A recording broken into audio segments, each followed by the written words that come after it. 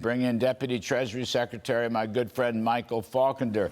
Michael Faulkender, what do you say? The Wall Street Journal and the New York Times are blaming tariffs for the inflation rate today, which was still a pretty good inflation rate. But anyway, what's your take on it?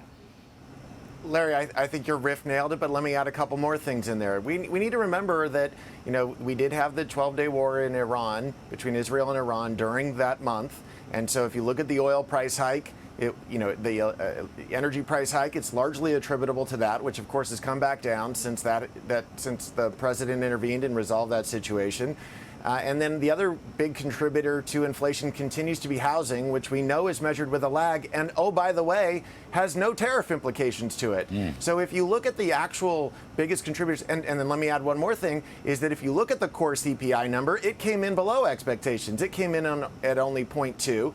And so you're right, when you start annualizing the CPI number for the period during which President Trump has been in office, that number is coming in at or below the Fed's target inflation rate. And when you then compare that to, where the Fed has inflation, or where the Fed has interest rates right now, it does cause you to question whether or not the Fed's in the right spot, given where the inflation is at under the Trump administration. And as you also said, that's before you get into the pro-supply side, pro-growth components of the tax reform bill that we got the president to sign earlier this month. I mean, I know these lefty newspapers. I get that. I understand that. But the numbers are the numbers. So Mr. Trump's been in office.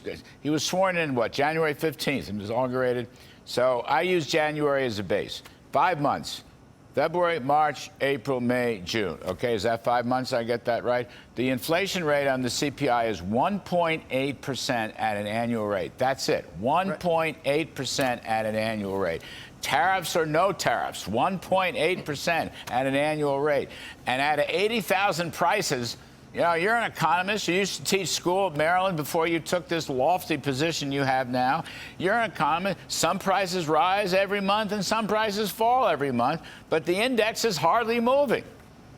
That's right. I mean, you can cherry pick all you want because of the enormous number in there. We can focus on other things that have come significantly down in price. But if you look at the large components of, the American people's budget, we are seeing that the overall index is getting back to below the target that the Fed has set. And if that's the case, then it's time for us to align monetary policy with the success that the president's fiscal and economic policies are having.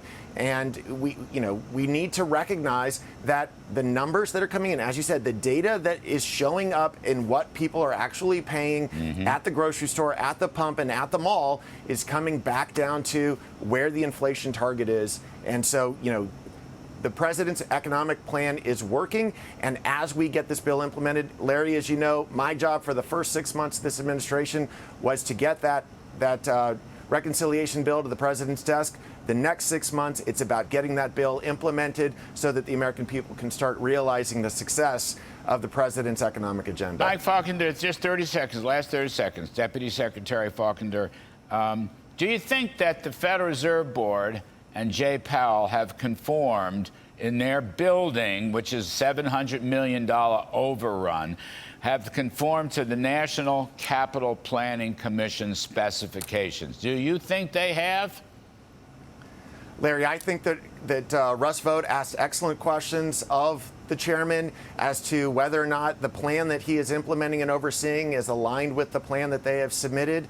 And so either there are features in there that are conforming with the plan he submitted, but if that's the case, then why didn't he say so to the Congress when he was testifying? So the OMB director asked some excellent questions, and we eagerly await Chairman Powell's responses. All right.